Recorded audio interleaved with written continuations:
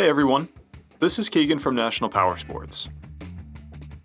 This 2012 Harley-Davidson TRIGLIDE Ultra Classic with 34,375 miles passes New Hampshire State inspection and runs well. It's been upgraded with a chrome rear bumper, shift linkage, and smoked front turn signals. It comes equipped with cruise control, a multifunction 4-speaker audio system, and reverse.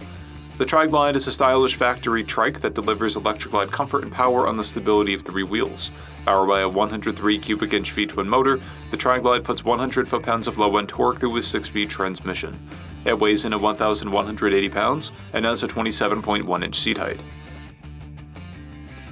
To see everything we know about this vehicle, including full mechanical and cosmetic condition reports, the service repair order, high-resolution photos, and more, please visit the listing on our website. We have also purchased the CycleCheck's Vehicle History Report.